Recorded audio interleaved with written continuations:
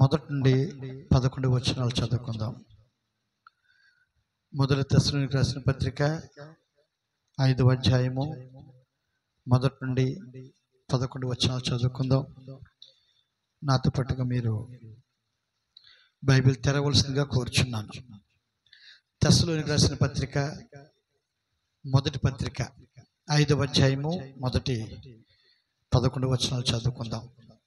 సహోదరులారా, ఆ కాలమును గూర్చియు ఆ సమయమును గూర్చియు మీకు వ్రాయనక్కర్లేదు. రాత్రి వేళ దొంగ ఎలాగూ వచ్చునో అలాగే ప్రభు దినం వచ్చునని మీకు బాగుగా తెలియను. లోకులు నెమ్మదిగా ఉన్నది, భయమేమీ లేదని చెప్పుకొనుచుండగా గర్భిణీ స్త్రీకి ప్రసవ వేదన వచ్చినట్లు వారికి ఆకస్మికముగా నాశనము తటస్థించును గనుక వారెంత మాత్రమునూ తప్పించుకొనలేరు. సహోదరులారా, ఆ దినము దొంగ వలె మీ మీదికి వచ్చుటకు మీరు చీకటిలో ఉన్నవారు కారు. మీరందరూ వెలుగు సంబంధులను పగటి సంబంధులనై ఉన్నారు. మనము రాత్రి వారము కాము, చీకటి వారము కాము. కావున ఇతరుల వలె నిద్రపోక మెలకువగా ఉండి మత్తులము కాక యుందము. నిద్రపోవారు రాత్రివేళ నిద్రపోవుదురు, మత్తుగా ఉండువారు రాత్రివేళ మత్తుగా ఉందురు. మనము పగటి వారమై ఉన్నాము కనుక మత్తులమై ఉండక విశ్వాస ప్రేమలను కవచము, రక్షణ నిరీక్షణయను శిరస్త్రాణమును ధరించుకుందాము. ఎందుకనగా మన ప్రభు అయిన యేసు క్రీస్తు ద్వారా రక్షణ పొందుటకే దేవుడు మనలను నియమించిన కానీ ఉగ్రత పాలగుటకు నియమించలేదు. మనము మేలుకొని ఉన్నను నిద్రపోచున్నను, తనతో కూడా జీవించిన నిమిత్తము ఆయన మన కొరకు మృతి పొందెను. కాబట్టి మీరిప్పుడు చేయుచున్నట్టుగానే ఒకరినొకడు ఆదరించి ఒకరినొకడు క్షేమాభివృద్ధి కలగ చేయుడి. దేవుడు తన పరిశుద్ధ వాక్యం దీవించిన గాక. ప్రార్థన చేసుకుందాం. మహాపరిశుద్ధులకు తండ్రి, ఘనమైన మా దేవ, సర్వశక్తిమంతుడా, మీకు వందనాలు. ఇంతవరకు పాటల ద్వారా మీ నామను మహింపచ్చున్నాము తండ్రి. మరి సమయంలో నీ వాక్యమును మేము సమీపిస్తున్నాము తండ్రి. నీ వాక్యము నీవేనావు దేవా, నిశ్చయముగా నీవే వాక్యమైనావు తండ్రి.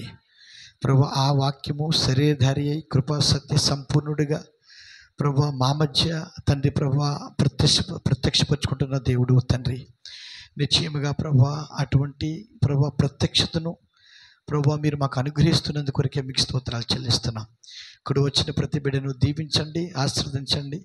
నీ కృపను తోడుగుంచి ప్రభు నీ వాక్యం ద్వారా మాతో మాట్లాడి ప్రభు మీరు బలపరచమని, మీరే సహాయం చేయమని, ఇక్కడ వచ్చిన ప్రతి బిడ్డను దీవించమని యేసుక్రీస్తు నామములో ప్రార్థిస్తున్నాను తండ్రి. ఆమేన్, ఆమేన్. అందరు కూర్చోండి.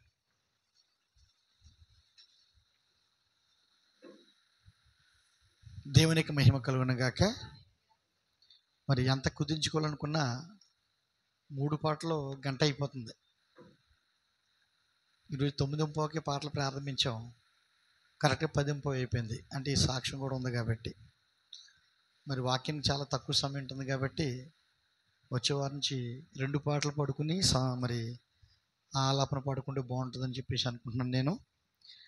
సరే, ప్రవక్త పాటలు ఆరాధనలో 2 లేక 3 అని చెప్పారు. 2 లేక 3 అని చెప్పారు. మరి పాటలు అనేటువంటిది మనల్ని దేవుని యొక్క వాక్యం కొరకు సిద్ధపరుస్తుంది అని చెప్పారు. మరి కాబట్టి మరి ఆ 2 పాటలు చక్కగా ఆత్మీయంగా పాడుకుని ఆలాపన పాడుకుని దేవుని యొక్క వాక్యంలోకి వెళ్దాం. నాకు కరెక్ట్గా ఇప్పుడు 40 నిమిషాలు మాత్రం ఉంది నిజంగా 11కి. దేవునికి స్తోత్రం కలుగును గాక. సరే, నా సమయాన్ని నేను ఉపయోగించుకుంటాను. ప్రియ సహోదరి సహోదరులారా, మొదటి తెస్సలోనికీయులకు పత్రిక 4వ అధ్యాయంలో గత వారం సాయంత్రం కొన్ని విషయాలు చూసాం. దేవుడు మనల్ని పరిశుద్ధులొకటికి పిలిచాడని చెప్పి మరి 3వ వచనంలో మనం చూసినట్లయితే మీరు పరిశుద్ధులొకటియే అనగా మీరు జారత్వమునకు దూరముగా ఉండుటయే దేవుని చిత్తము. మీలో ప్రతివాడును దేవుని ఎరుగని అన్యజనుల వల్లే కామాభిలాష యందు కాక పరిశుద్ధత యందును ఘనత యందును తన ఘటమును ఎట్లు కాపాడుకుని వలనో అది ఎరిగి ఉండుటే దేవుని చిత్తము. చూసారు, మన పట్ల దేవుడి చిత్తాన్ని గురించి పౌలు మాట్లాడుతున్నాడు. మన ఘటాన్ని కాపాడుకోవాలి అని చెప్తున్నాడు ఆయన. దేన్ని కాపాడుకోవాలండి? ఈ ఘటాన్ని, ఈ శరీరమును కాపాడుకోవాలి అని చెప్తున్నాడు. దేవుని స్తోత్రం. ఈ విషయము ఎవడును అతిక్రమించి తన సహోదరునికి మోసం చేయకుండా వలెను. ఎందుకనగా మేము పూర్వం మీతో చెప్పి సాక్ష్యమిచ్చిన ప్రకారము ప్రభువు వీటన్నిటి విషయమై ప్రతిదండన చేయువాడు. పరిశుద్ధులగుటకే దేవుడు మనలను పిలిచిన కానీ అపవిత్రులుగా ఉండుటకు పిలవలేదు. దేవుడు ఎందుకు పిలిచాడు మనల్ని? పరిశుద్ధులగుటకు మాత్రమే పిలిచాడు ఆయన. ఇప్పుడు మనం ఉన్న స్థితిలో నుండి పరిశుద్ధమైన స్థితిలోనికి మనం వెళ్ళాలి. అలా పరిశుద్ధులగుటకే దేవుడు పిలిచాడు. దేవునికి స్తోత్రం కలుగును గాక. ఒకవేళ ఈ వర్తమానాన్ని నువ్వు పొందుకున్నట్లయితే దేవునికి స్తోత్రం.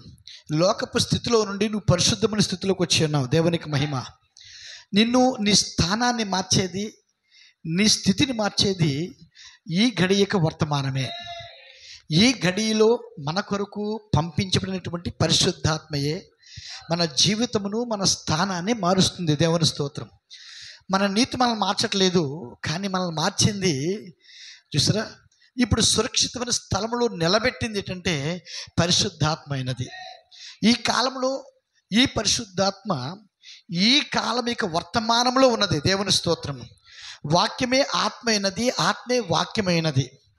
కాబట్టి ఈ కాలం యొక్క వాగ్దానం మనం పొందుకోవాలంటే ఈ కాలం యొక్క వాక్యములోని పరిశుద్ధాత్మను పొందుకోవాలి. స్వరమైన ఎప్పుడైతే ఈ కాలంలోని వాక్యంలోని పరిశుద్ధాత్మను పొందుకున్నామో ఈ కాలం యొక్క వాగ్దానాన్ని మనం పొందుకుంటాం.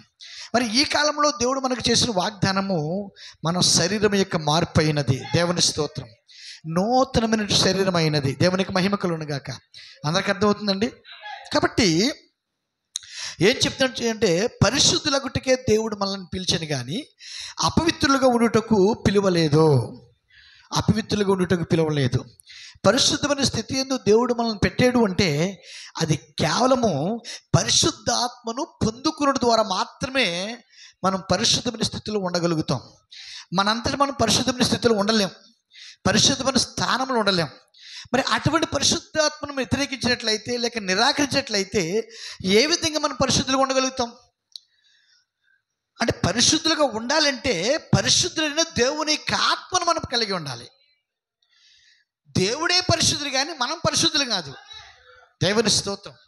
దేవుడే నీతిమంతుడు కానీ మనం నీతిమంతులు కాదు. కాబట్టి దేవుడు ఎలా పరిశుద్ధుడు అంటే చూసారా, ఆయన ఎటువంటి పాపం లేనివాడు అయినాడు. ఆయన పాపమునకు అతీతుడు అయినాడు. ఆయన మరణానికి అతీతుడు అయినాడు. దేవుని స్తోత్రం. ఈ క్షయమైపోయే ప్రతి దానికి కూడా అతీతుడు అయినాడు. దేవుని స్తోత్రం. ఆయన దేవుడు నిత్యుడై ఉన్నాడు, పరిశుద్ధుడు అయినాడు. ఆయన పరిశుద్ధాత్మను కలిగి ఉన్నాడు. దేవుని స్తోత్రం. దేవునికి మహిమ కలుగును గాక.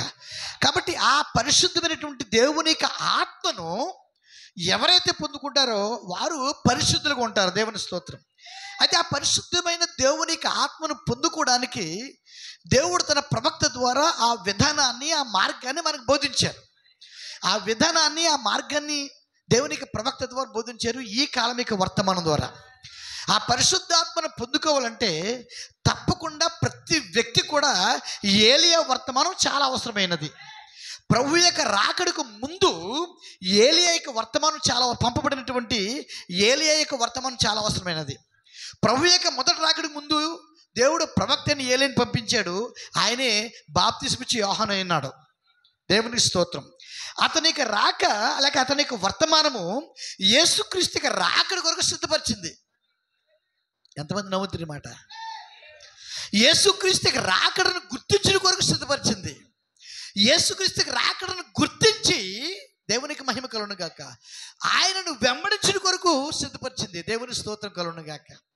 చూసారా, ఎవరైతే ఆయన రాకడను గుర్తించి ఆయనే ఈ కాలమిక మెస్సియా అని ఆయనను గుర్తించి ఆయన నమ్మి ఆయన వెంబడించారో వారిని ఆ యేసుక్రీస్తు ఏం చేశాడంటే పెంతెకొస్తేకి నడిపించాడు. ఆయన ఎక్కడికి నడిపించాడు? పెంతెకొస్తేకి నడిపించాడు ఆయన. దేవునికి స్తోత్రం కలుగును గాక. నా మాట మీకు అర్థమవుతుందండి? యేసుక్రీస్తుకి రాక ఎవరైతే గుర్తించారో, ఆయనే మెస్సియా అని ఎవరైతే గుర్తించారో, శరీరమందు ప్రత్యక్షమైన దేవుణ్ణి ఎవరైతే గుర్తించారో, వాక్యము శరీరం ఒకటి ఎవరైతే గుర్తించారో, వారిని ఆయన పెంతెకొస్తేకు నడిపించాడు. ఆయన ఎక్కడ నడిపించాడండి? పెంతెకొస్తేకు నడిపించాడు. పెంతెకొస్తేకు ఎవరైతే వెళ్ళారో ఆయన మాట ప్రకారంగా ఆయనే ప్రవక్త ఉండి నడిపించాడు. ఆ ప్రవక్త పరిచర్య అదే అయినది. దేవుని స్తోత్రం. చూసారా, ఏలియా పరిచర్య యేసుక్రీస్తుని గుర్తించటం. దేవునికి స్తోత్రం. ఏలియా పరిచర్య యేసుక్రీస్తుని గుర్తించటం. యేసుక్రీస్తుని పొందుకున్న తర్వాత అప్పుడు ఆ ఫుల్నెస్ కోసం ఆయన నడిపించు సిద్ధపరచటం. అంటే యేసుక్రీస్తే స్వయంగా తన సంఘమును దేని కొరకు సిద్ధపరుస్తున్నాడంటే ఆ పరిపూర్ణత కొరకు సిద్ధపరుస్తున్నాడు. ఆయన ఆ సంపూర్ణత కొరకు సిద్ధపరుస్తున్నాడు ఆయన. దేవునికి స్తోత్రం. ఈరోజు నిజంగా అదే మాదిరిని మనం కలిగి ఉన్నాము. దీన్ని మాత్రం గుర్తించవలసిన వారమై ఉన్నాం. ఈరోజు అదే మాదిరిని కలిగి ఉన్నాము. మీకు ఎంతవరకు అర్థమవుతుందో తెలియదు కానీ, యేసుక్రీస్తుకి మొదటి రాకడికి ప్రవక్తని ఏలియా ఏ విధంగా పంపించాడో, ఏలియాకి వర్తమానం దేనికోసం? ఆయన వెనుక వచ్చుచున్న వారిని గుర్తించిన కొరకు. నా వెనుక వచ్చేవాడు నాకంటే శక్తిమంతుడు, నా వెనుక వచ్చేవాడు నాకంటే శక్తిమంతుడు. ఆయన ప్రభు కూడా అయినాడు. కాబట్టి ఆయన నా వెనకే వచ్చాడు, కానీ ఆయన వచ్చిన తర్వాత ఆయనే ముందు వాడు అవుతాడు, నేను ఆ తర్వాత వాడిని అవుతాను. దేవుని స్తోత్రం. అర్థమవుతుందండి? అప్పుడు ఆయన అంటే ఏలియా వర్తమానాన్ని నిజముగా గ్రహించిన వారు, ఏలియా వర్తమానాన్ని నిజముగా పట్టుకున్నవారు, ఏలియా వర్తమానం నిజముగా విశ్వసించిన వారు ఏం పొందుకున్నారంటే యేసుక్రీస్తుని పొందుకున్నారు. వాళ్ళు ఎవరిని పొందుకున్నారండి? ఈరోజు కూడా జాగ్రత్తగా గమనించండి. ఈరోజు కూడా రెండవ రాకడకు ముందు దేవుడు ప్రవక్త అయిన ఏలియాను ముందుగా పంపుదని చెప్పాడు. ఆయన 1933లో ఆ ఓహియ నదిలో ఆయన బాప్తిస్తున్నప్పుడు, ప్రవక్త బాప్తిస్తున్నప్పుడు, ఆ 17 వ్యక్తి బాప్తిస్తున్నప్పుడు ఆ స్వరం చెప్పింది, నా మొదటి రాకడకు ఏ విధంగా నేను యోహాను పంపించానో, నా రెండవ రాకడకు నీవు ఏలియాగా పంపించబడతావు అని చెప్పాడు. దేవుని స్తోత్రం. అంటే యేసుక్రీస్తుకి రాకడకు ముందు తప్పకుండా ఏలియా రావాలి. ఆయన వచ్చాడు. దేవుని స్తోత్రం. ఆయనే ప్రవక్త బ్రహ్మ అని చెప్పి మనం నమ్ముతున్నాం. ఆయనే ప్రవక్త యొక్క బ్రహ్మ అని నమ్ముతున్నాం. దేవుని స్తోత్రం. కాబట్టి ఈరోజు ప్రవక్త బ్రహ్మ గారి యొక్క లేకపోతే ఏలియా యొక్క వర్తమానం, రెండవ రాకడకు ముందుకు పంపించినటువంటి ఏలియా యొక్క వర్తమానము చూసారా, పొందుకోవడం అనగా, గుర్తించడం అనగా, విశ్వసించడం అనగా 63లో యేసుక్రీస్తుని పొందుకోవటం అయినది. ఎంతమంది నమ్ముందని మాట? అర్థమైంది ఈ మాట? మీకు అర్థమైంది ఈ మాట? దేవునికి స్తోత్రం కలుగును గాక. అంటే అప్పుడు నీ పరిశుద్ధాత్మ పొందుతున్నావు. అప్పుడు నీతికరణ, శుద్ధీకరణ. అంటే ఏలియా వర్తమానము తన వెనక వచ్చి వారిని ఎందు విశ్వాసం ఉంచవాలని చెబుతున్నాడు. ఆయన తన వెనక వచ్చి వారిని కొరకు సిద్ధపడుతున్నాడు. ఆయన అర్థమవుతుందండి? తన వెనక వచ్చి వారిని కొరకు సిద్ధపడుతున్నాడు. తన వెనక వచ్చేవాడు ఎవరు? పెండ్లి కుమారుడు అయినాడు, యేసుక్రీస్తు అయినాడు, వాక్యం అయినాడు, పరిశుద్ధాత్మ అయినాడు. దేవునికి స్తోత్రం కలుగును గాక. కాబట్టి 63లో ప్రత్యక్షమైన క్రీస్తుని ఎవరు ఖచ్చితంగా పొందుకుంటారు అంటే, ఏలియా వర్తమానం ఎవరైతే నిజముగా నమ్మి విశ్వసించి పొందుకున్నారో వారు మాత్రమే ఆ యేసుక్రీస్తుని గుర్తించగలుగుతారు. దేవుని స్తోత్రం.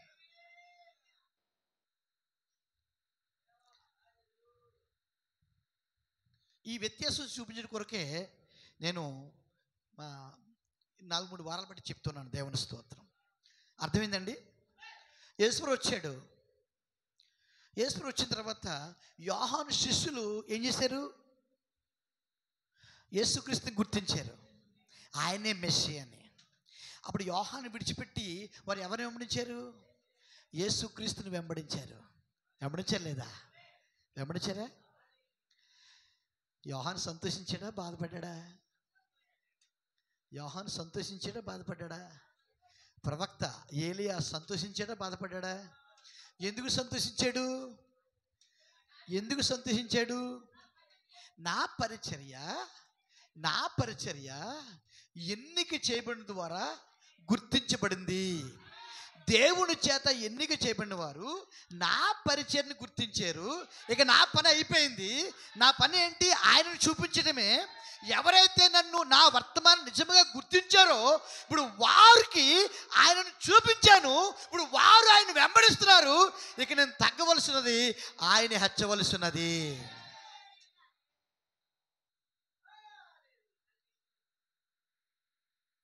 నేను తగ్గవలసినది, ఆయన.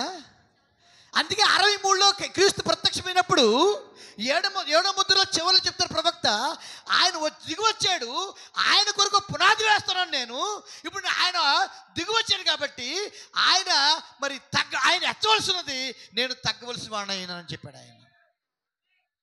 అంటే ఏలియా పరిచర్యను కోల్పోయిన వారు యేసుక్రీస్తుకి రాకడ కూడా కోల్పోతారు. అర్థమైందా?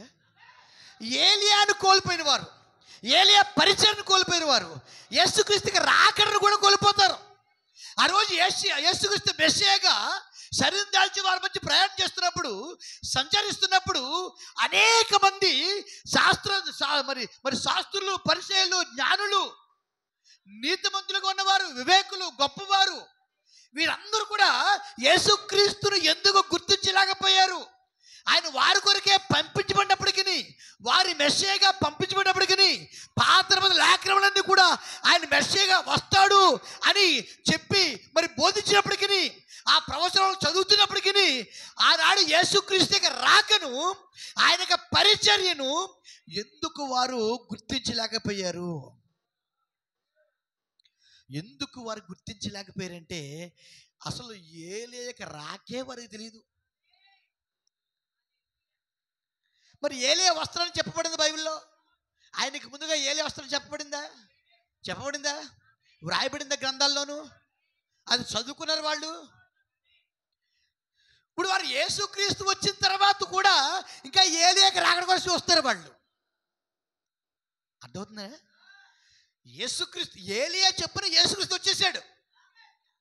యేసుక్రీస్తు రంగం మీదకి వచ్చిన తర్వాత కూడా వాళ్ళు లేఖలో చదువుకుంటారు కాబట్టి ఇంకా ఏలియా కోసం చూస్తున్నారు. మీకు తెలుసా, యేసుక్రీస్తు రంగం మీదకి వచ్చిన తర్వాత ఏలియా పరిచయం ముగించబడింది, ఏలియా పరిచయం నిలిపివేయబడింది, ఏలియా పని అయిపోయింది. ఇక్కడ వారికి ఏలియా పరిచయంతో పని లేదు. అప్పటికే ఏలియాను గుర్తించిన వారు యేసుక్రీస్తుని పొందుకున్నారు. అప్పటికే ఏలియా పరిచయాన్ని గుర్తించిన వారు యేసుక్రీస్తుని మెస్సియా అంగీకరించారు. దేవుని స్తోత్రం. మరి యేసుక్రీస్తు ప్రత్యక్షమైన తర్వాత ఇంక ఏలియా ఏం చేస్తాడు? అందుకే నా పని ముగించబడింది, నేను తగ్గవలసిన్నాను, ఆయన హెచ్చవలసిన్నాడు అని చెప్పాడు ఆయన. దేవునికి స్తోత్రం కలుగును గాక. ఆయన కొండ మీదకి వెళ్ళి రూపాంతరపరచబడుతున్నప్పుడు, ఆయన రూపాంతరపరచబడిన తర్వాత పేతురు, యోహాను, యాకోబు చూశారు. మోషే, ఏలియాలు వచ్చి యేసుక్రీస్తు మాట్లాడడం చూశారు, విన్నారు. అది అయిన తర్వాత చూసారా, పేతురు అన్నాడు, ప్రభు నీ కోటి, ఏలియా కోటి, మోషే కోటి పరసాలు కడతాం, ఇక్కడ ఉండిపోతాం మనం. ఈ దర్శనం చాలా గొప్పగా ఉంది, ఈ అనుభూతి చాలా ఉన్నతంగా ఉన్నది. చూసారా, ఇంక ఈ లోకం అంతా మనకు వద్దు, ఏదో వద్దు, ఇది ఉంటూ సరిపోతుంది, మనకి ఎక్కడే ఉందాం, దివారాత్రులు మనం ఇక్కడే ఉందాం అని చెప్పేసి అన్నాడు. దేవుని స్తోత్రం. ఆ తర్వాత చూస్తే మోషే, ఏలియాలు కనపడలేదు. ఎవరు కనపడ్డారు? యేసుక్రీస్తు మాత్రమే కనపడ్డాడు. ఎవరు కనపడ్డారండి? మత్తయి సువార్త 17 అధ్యాయం చదవండి, నాకు టైం లేదు నాకు. యేసుక్రీస్తు మాత్రం కనపడ్డాడు. అప్పుడు స్వరం వినపడుతుంది, ఏమని? ఈయన నా ప్రియకుమారుడు, ఈయనని ఏర్పాటు చేసుకున్నాను, ఈయన మాట వినండి. దేవునికి స్తోత్రం కలుగును గాక. ఆయన మాట వినుడి, ఈయన యందు నేను నివాసం చేస్తున్నాను అని చెప్పాడు. అయిపోయింది దర్శనం. కొండ దిగొచ్చేస్తున్నారు. ఈ కొండ దిగొస్తున్నప్పుడు దేవునికి స్తోత్రం కలుగును గాక. ఆ కొండ దిగొస్తున్నప్పుడు ఏం జరుగుతుందంటే మాట్లాడుకుంటున్నారు ఆయన. ఈ దర్శనాన్ని మీరు ఎవరితో చెప్పొద్దు అని యేసులో మాట్లాడుతున్నాడు. ఈ దర్శనాన్ని మీరు ఎవరితో చెప్పవద్దు. అని చెప్పినప్పుడు అప్పుడు అడుగుతున్నారు వాళ్ళు. మత్తయి సువార్త ఒకసారి చూద్దాం. మనకు వాక్యము అర్థం కావాలి కదా. కొన్ని మాటలైనా మనకు స్పష్టంగా అర్థం కావాలి. మత్తయి సువార్త 17వ అధ్యాయం.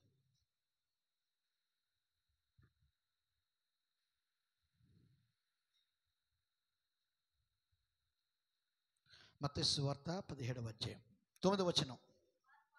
వారు కొండ దిగి వచ్చుచుండగా మనుష్య కుమారుడు మృతుల్లో నుండి లేచి వరకు ఈ దర్శనము మీరు ఎవరితోనూ చెప్పకూడని యేసు వారికి ఆజ్ఞాపించెను.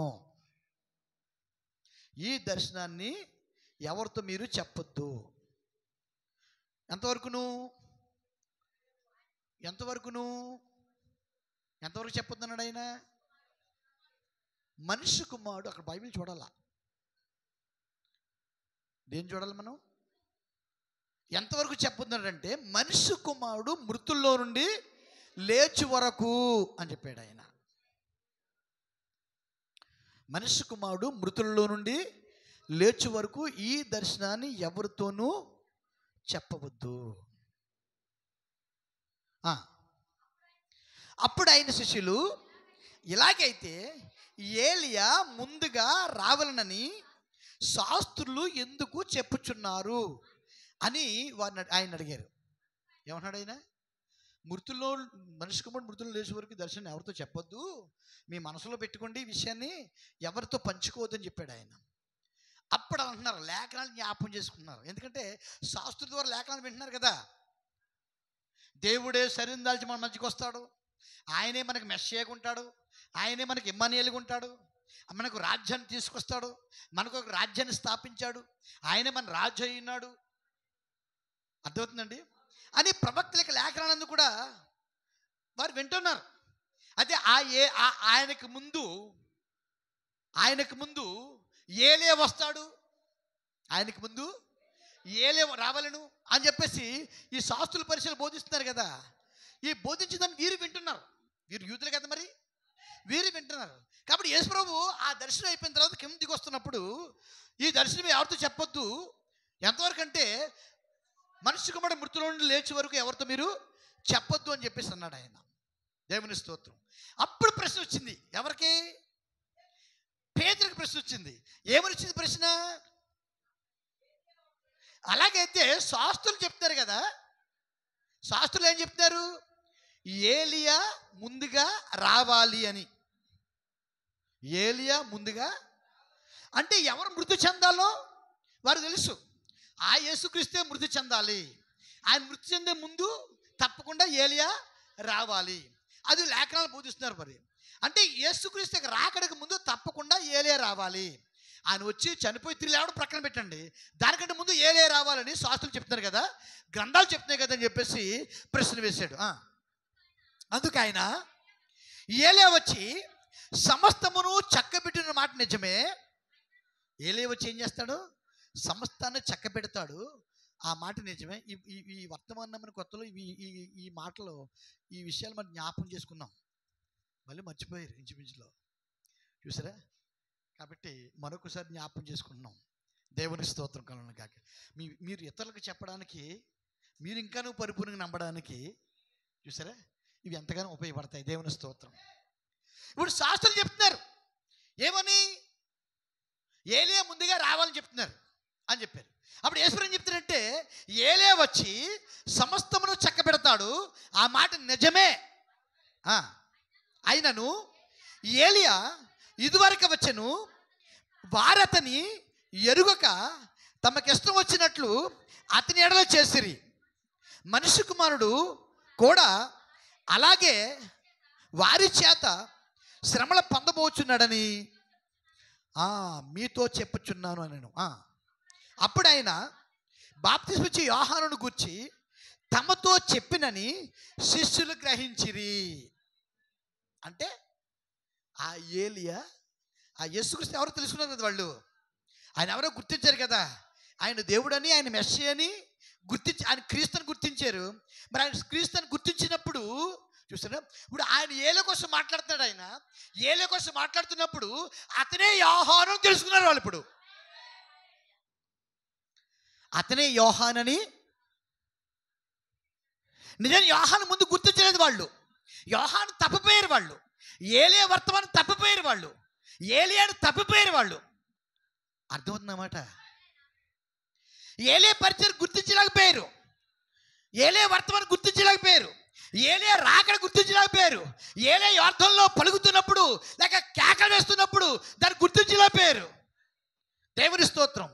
అయితే ఏలియా పరిచయం ముగించబడిన తర్వాత, ఏలియా పరిచయం ముగించడం అంటే ఏంటి? క్రీస్తుని పరిచయం చేయటం, క్రీస్తుని చూపించడం. దేవుని స్తోత్రం. ఆయన క్రీస్తుని పరిచయం చేసిన తర్వాత ఆయన పరిచయం ముగించబడిపోయింది. ముగించబడిన తర్వాత అప్పుడు ఆయన్ని యేసుక్రీస్తు వారిని గుర్తించాడు. యేసుక్రీస్తు వారిని పిలిచాడు.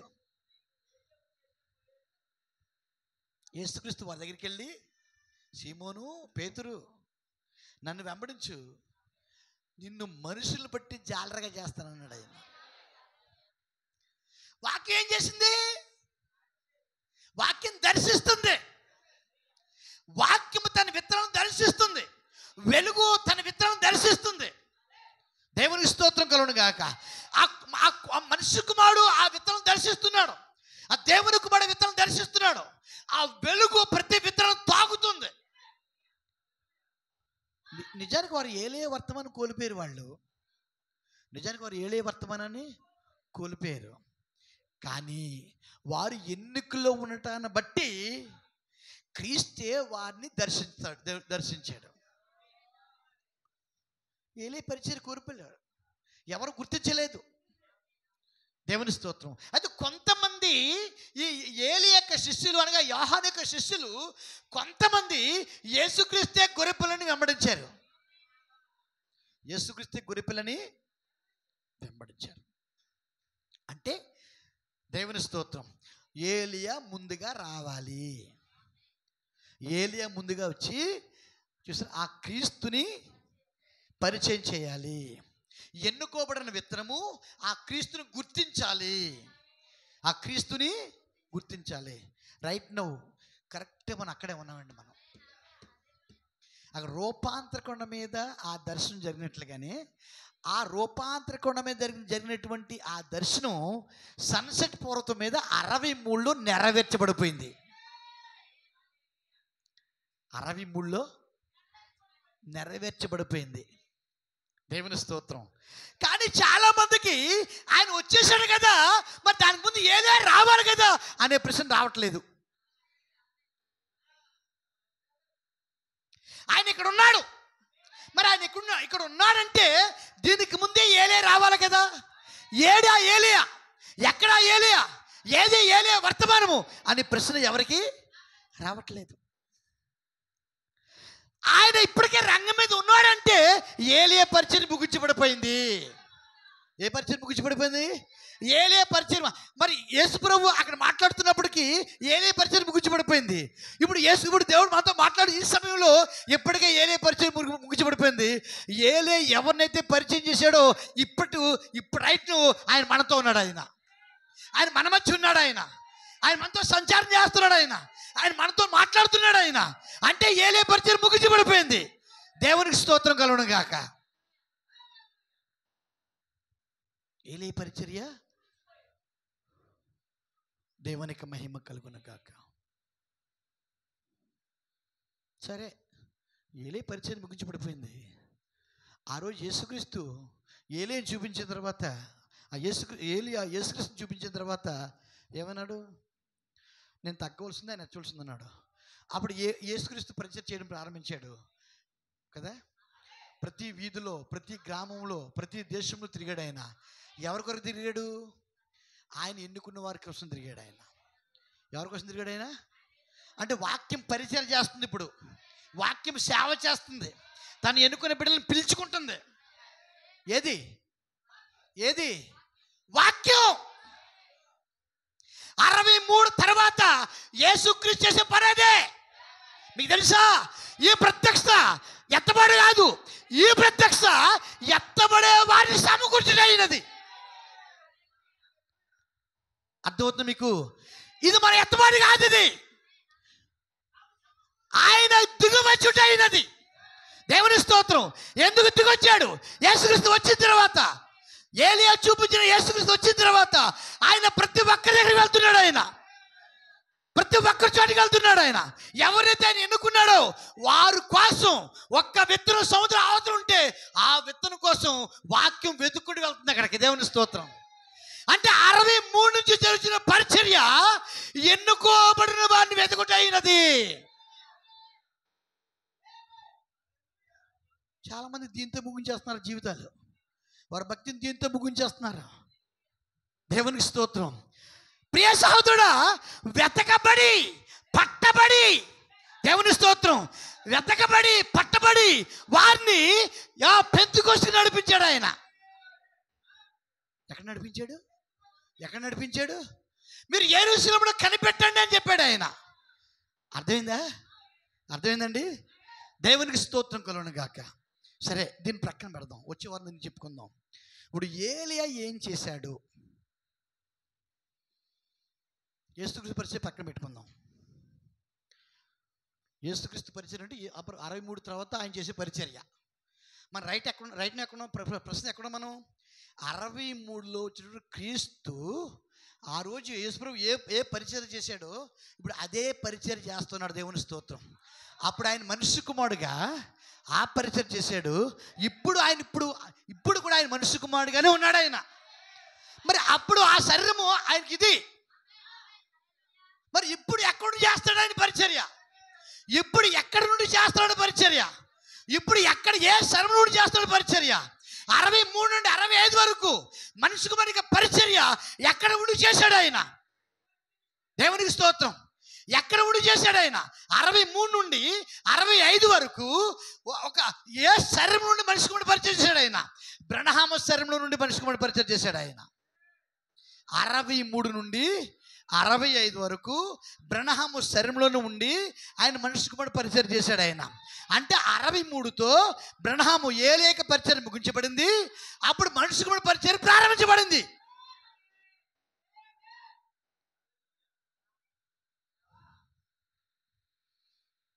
ఆయన సేవ యొక్క దశలు మారుతూ వచ్చాయి. ఆయన ప్రవక్త, మీరు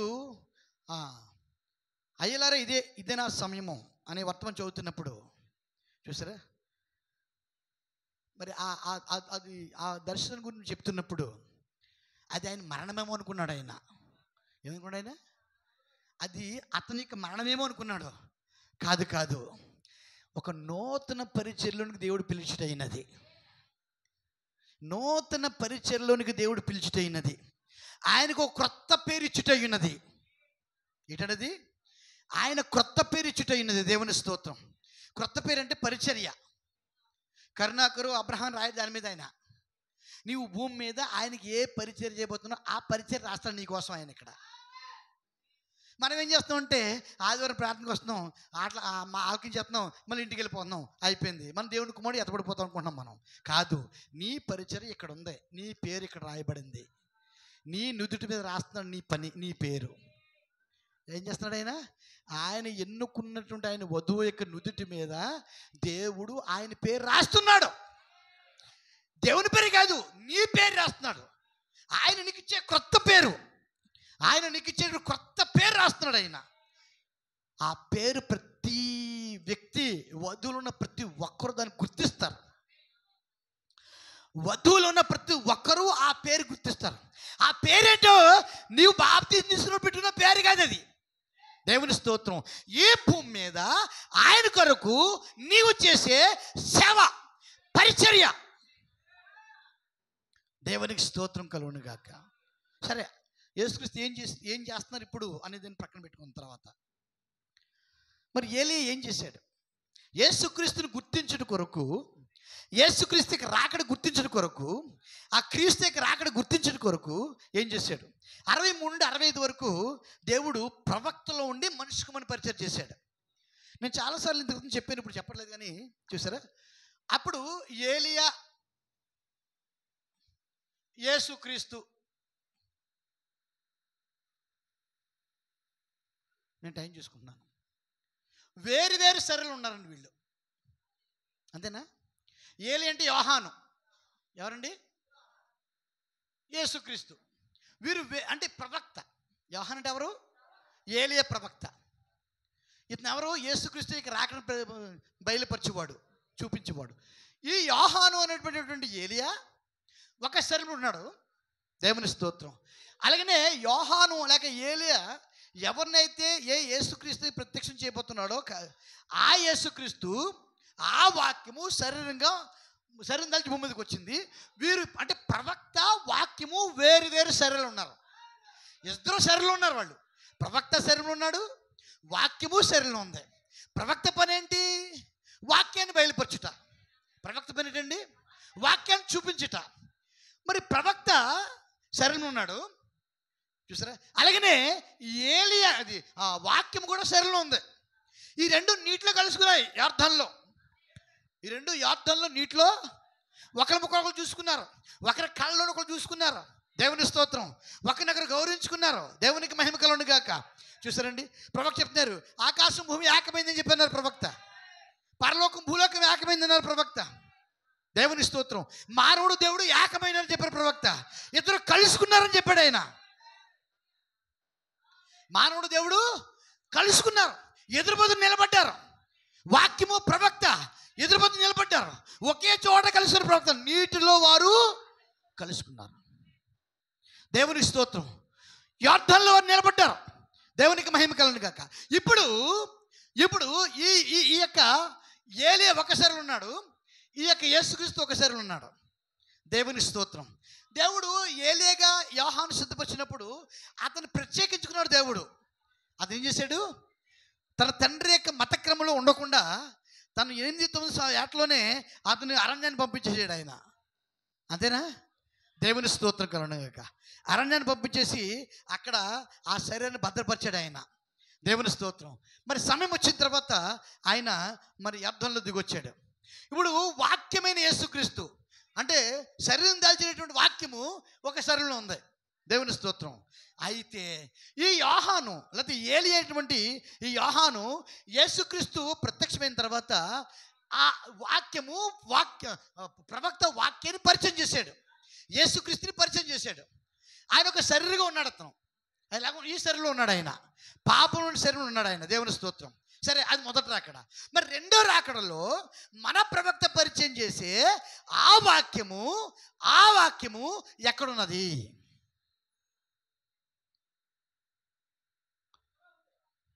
ఆయన 63లో దిగిరావడం వాక్యంగానే దిగొచ్చాడు. ఆయన 63లో దిగిరావడం వాక్యంగానే దిగొచ్చాడు. దేవుని స్తోత్రం. ఆయన దిగొచ్చిన తర్వాత ఆయన కొరకు ఒక శరీరం సిద్ధంగా ఉంది. దేవుని స్తోత్రం. అదే బ్రహ్మ యొక్క శరీరం. అదే బ్రహ్మ యొక్క దేవుని స్తోత్రం. అంటే 63 వరకు బ్రహ్మంగా ఎలా చూడాలి మనం? 63 వరకు ప్రవక్త ఎలా చూడాలి మనం? మనిషి కూడా మాట వాడింది నేను. అబ్రహం గారి మనిషి కుమారుడని మాట ఇంకా వాడలేదు నేను. 63 ఏలియా గురించి మాట్లాడుకున్నాం, యేసుక్రీస్తు గురించి మాట్లాడుకుంటున్నాం మనం. 63 వరకు బ్రహ్మంగా ఏ విధిగా చూడాలి మనం? ప్రవక్తగా చూడాలి. ఏలియా ప్రవక్త అయినా 63 వరకు 1946 నుండి 63 వరకు ఆయన ఏలియా ప్రవక్త. 46 నుండి 63 వరకు ఆయన చేసిన పరిచర్య ఏంటంటే ఏలియా పరిచర్య, ప్రవక్తికి పరిచర్య, క్రీస్తుని పరిచయం చేసే పరిచర్య, క్రీస్తుని ప్రత్యక్షపరిచే పరిచర్య, వాక్యాన్ని ప్రత్యక్షపరిచే చేసే పరిచర్య. దేవుని స్తోత్రం. అది ఏలియా పరిచర్య. ఆయన 63 వరకు ఏలియా, 63 వరకు ఏలియా పరిచర్య, ఏలియా వర్తమానం. అది దేవుని స్తోత్రం. అదే 63లో ఆయన క్రీస్తుని పరిచయం చేశాడు. వాక్యం దిగొచ్చింది. ఆ వాక్యం దిగొచ్చి శరీరము దాల్చింది. దేవునికి మహిమ కలుగును గాక.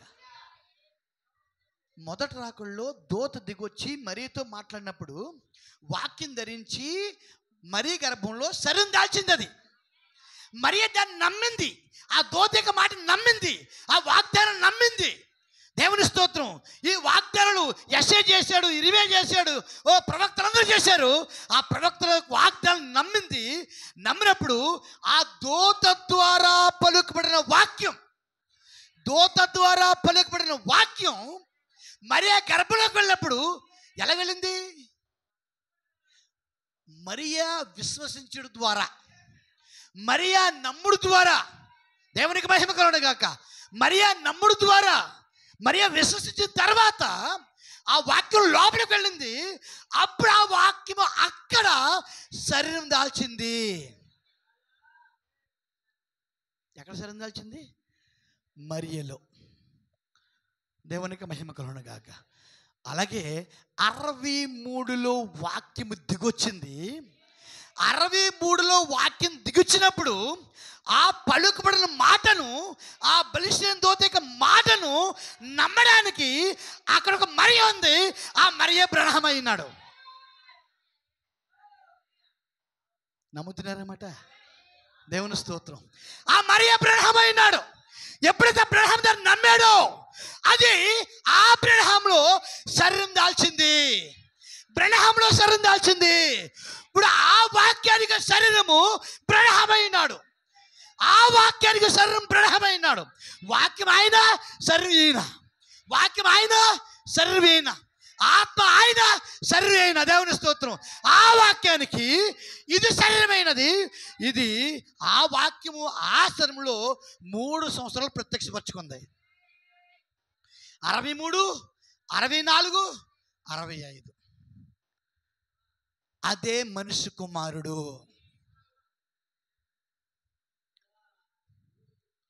అదే ఏంటండి? అది ఆ మనిషి కుమారుడికి పరిచయం ఎంతకాలం ఉంది సుమారుగాను భూమి మీద? మనిషి కుమారుడికి పరిచయం భూమి మీద ఎంతకాలం సరిగాను? 3.5 సంవత్సరాలు. ఎన్ని సంవత్సరాలు? మళ్ళీ అదే మనిషి కుమారుడుగా ఆయన భూమి మీదకి వచ్చి 3.5 సంవత్సరాలు యూదులకు సేవ చేయబోతున్నాడు. ఆయన మొదటి రాకడ ఎవరి కోసం అండి? మొదటి రాకడ అంతేనా? ఆ 3.5 సంవత్సరాలు యూదుల కొరకే. మరలా ఎవరి కోసం రాబోతున్నాడు ఆయన? రాకడ యూదుల కొరకే.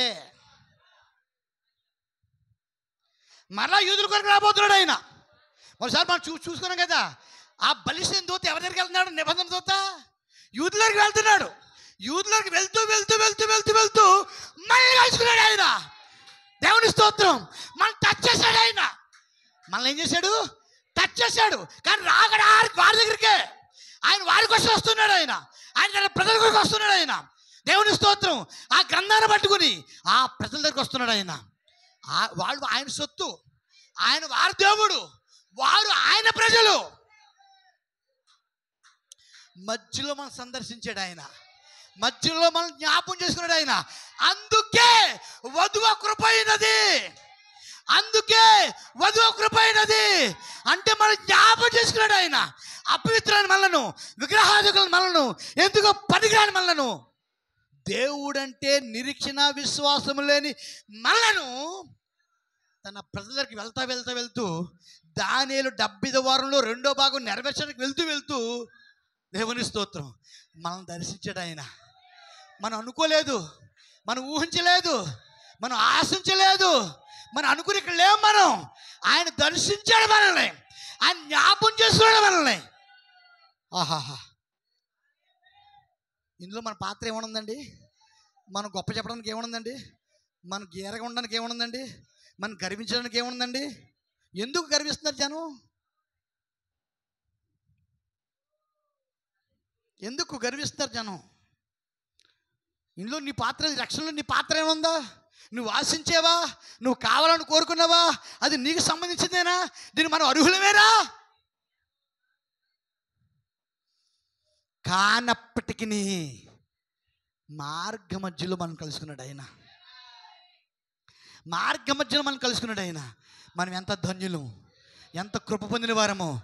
అందుకే అన్యులమైన మనము కృప ఉన్నాం. మనం దేవుని కృప ఉన్నాం, యేసుక్రీస్తు కృప ఉన్నాం. మన నీతిని బట్టి దేవుడు మనం కలుసుకోలేదు. ఇతను నీతిమంతుడు కదా, ఇతను కలుసుకుని ఇతను పాపాలు క్షమించి కడిగి ఆత్మిచ్చి నా ఎత్తబడులు తీసుకెళ్తాను అని మన నీతిని బట్టి మనం కలుసుకోలేదు ఆయన.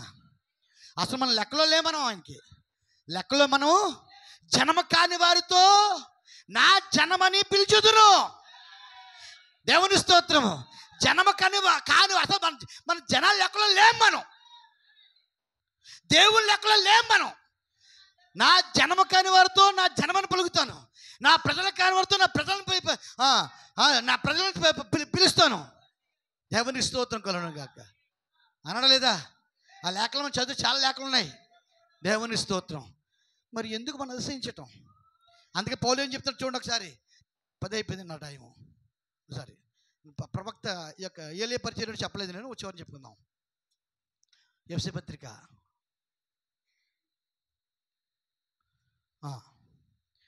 ఎఫెసీ పత్రిక 2వ అధ్యాయం 7వ వచనం. మొదటి నుంచి చదవడం తర్వాత మీరు. ఎఫెసీ పత్రిక 2వ అధ్యాయము 7వ వచనం. క్రీస్తు యేసునందు మనలను ఆయనతో కూడా లేపి పరలోకమందు ఆయనతో కూడా కూర్చుండబెట్టెను. దేవుని స్తోత్రం. మీరు విశ్వాసం ద్వారా కృపచేతనే రక్షించబడి ఉన్నారు. మీరు విశ్వాసం ద్వారా కృపచేతనే. అక్కడ మొదటి రాకల్లో ఒక యూదురాలతో మాట్లాడే దూత, ఒక యూదురాలను కలుసుకున్నాడు దూత. రెండవ రాకల్లో ఒక అన్యుడిని కలుసుకున్నాడు దూత. అర్థమైందా? ఒక అన్యుడిలో సరిదాల్చాడు ఆయన. ఎవరు అన్యుడు? బ్రహ్మం గారు. అక్కడ మరియ ఎవరు? యూదురాలు. ఇక్కడ బ్రహ్మం ఎవరు? అన్యుడు. అయితే ఆ ప్రత్యక్షత నమ్మాడు. విశ్వాసం ద్వారా కృపచేతనే మీరు రక్షించబడి ఉన్నారు. నీకు కృప పొందాలంటే ఆ కృపను నమ్మాలి. నీవు ఏం నమ్మాలి? కృపను నమ్మాలి. దేవుడు అన్ని ఇచ్చాడు నీకు, నమ్మాలి. అంతా నీ దగ్గర ఉంది, నమ్మాలి. పరిశుద్ధాత్మ ఎక్కడ ఉంది, నమ్మాలి. వాక్యం ఎక్కడ ఉంది, నమ్మాలి. యేసుక్రీస్తు ఇక్కడ సరే దాల్చాడు, నమ్మాలి. ఆయన మాట్లాడతాడు, నమ్మాలి. మళ్ళీ చదవనమాట. కాదు ఇంకా ముందు. మీరు విశ్వాసం ద్వారా కృపచేతనే రక్షించబడి ఉన్నారు. ఇది మీ వలన కలిగినది కాదు, ఇది మీ వలన గిఫ్ట్ ఆఫ్ గాడ్. ఇది దేవునికి వరం, గిఫ్ట్, బహుమానం. తన ప్రజలకు వెళ్తూ మనం కలుసుకోవడం, ప్రవక్తని కలుసుకోవడం, మరియని కలుసుకోవడం, బయటతో మాట్లాడటం, దేవునికి మహిమ కాక. అది వరము, అది దేవుని యొక్క కృప, దేవుని యొక్క గిఫ్ట్, దేవుని యొక్క బహుమానము. హల్లెలూయా. నాకు చాలా ఎగ్జైట్మెంట్గా ఉంది. దేవుని స్తోత్రం. ఇది మీ వలన కలిగినది కాదు, ఇది దేవునికి వరము, వరమే. అది క్రియల వలన కలిగినది కాదు కనుక ఎవడును అతిశయపడ వీలు లేదు. ఏమంటాడు ఆయన? నీ క్రియలను బట్టి నా క్రియలను బట్టి కలిగింది కాదు. అది బ్రహ్మం గారి క్రియలు బట్టి కలిగింది కాదు. బ్రహ్మం గారు వాళ్ళ నాన్నగారు సారమ్మవాడు. ఆయన ఏమమ్మవాడు అండి? దూత బ్రహ్మంగాన్ని కలుసుకోవడానికి ఎటువంటి యోగ్యతను కలిగి ఉన్నాడు ఆయన? ఎటువంటి నీతి అయినా కలిగి ఉన్నాడు ఆయన? దేవుని స్తోత్రం. ఆయన ఒక అన్యుడు, ఆయన మనకలాంటి వాడే. యూదులు అంటే కొంత నీతి ఉంటుంది, ఎందుకు? ధర్మశాస్త్రం అనుసరిస్తారు కాబట్టి. వారు కొంత ధర్మశాస్త్ర సంబంధించిన నీతి ఉంటుంది. మనం అన్యులం. మనకి ఏ ధర్మశాస్త్రం? చెట్టును, పుట్టను, ఏకను, దోమను దేవుడిగా ఆరాధించేవారు మనం.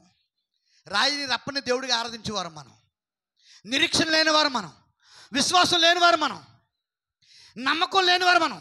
విశ్వాసానికి అర్థం మన దగ్గర లేదు. కానీ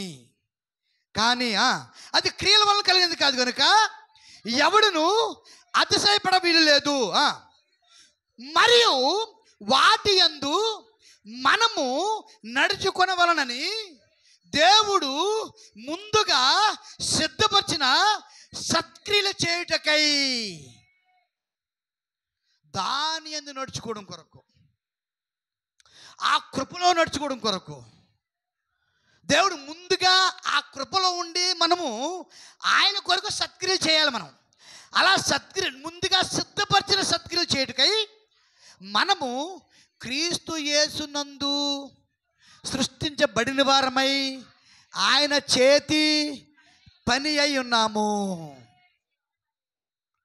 ఆయన చేసిన పని అయి, హల్లెలూయా. ఏం చేయడానికండి? ఏం చేయడానికి? మనం ముందుగా సిద్ధపరిచినటువంటి సత్క్రియలు చేయుట కొరకు. ఏంటో సత్క్రియ? ఏంటో సత్క్రియ? ఆ వరమును నమ్మి ఆ వాక్యం సాగిపోతే నువ్వు చేసే సత్క్రియ లేదు. వాక్యము నమ్మి వాక్యంలో సాగిపోవటం, వాక్యం నీలో ప్రత్యక్షపరచడం, నీ జీవితం ద్వారా తెలియజేసుకోవడం, నువ్వు సాక్షి అవడం, నువ్వు ఆయన జీవితం జీవించడం, నువ్వు ఆయనకి అప్పగించుకుంటే, ఆయన కృపను గుర్తిస్తే ఆయనే నీలో జీవిస్తాడు.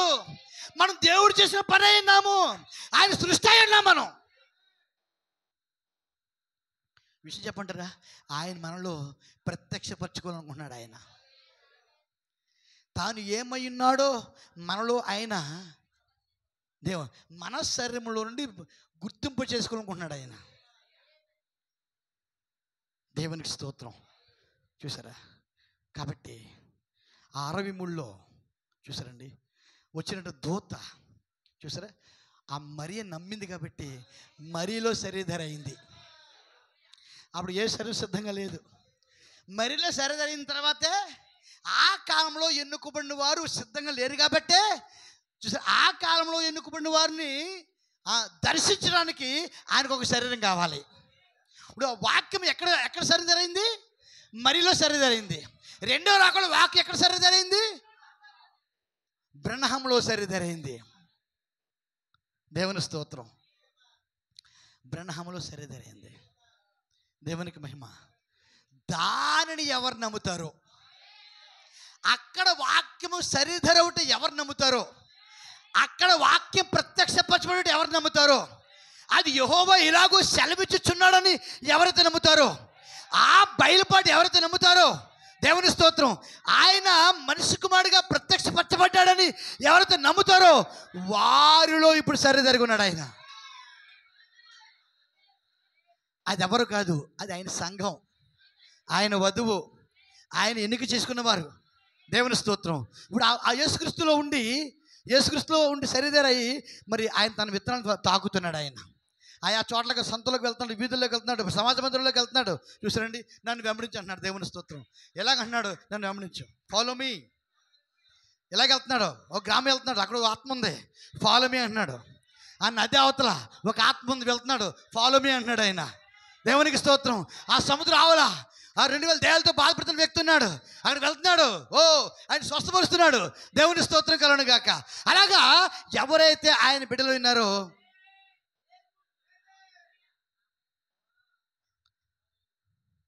ఏలియా పరిచర్య ఏంటో వచ్చి వారు చెప్పు. ఎందుకంటే ఈయన ఈ వారం పోతే స్టూడెంట్స్ అందరూ వాళ్ళు కాలేజీకి వెళ్ళిపోతారు. వాళ్ళు ఉన్నప్పుడే బాప్తిజం గురించి, దాని గురించి, ఏలియా పరిచర్య గురించి మనం మాట్లాడుకుందాం. దేవుడి మాటలు దీవించును గాక. అందులో నిలబడదాం.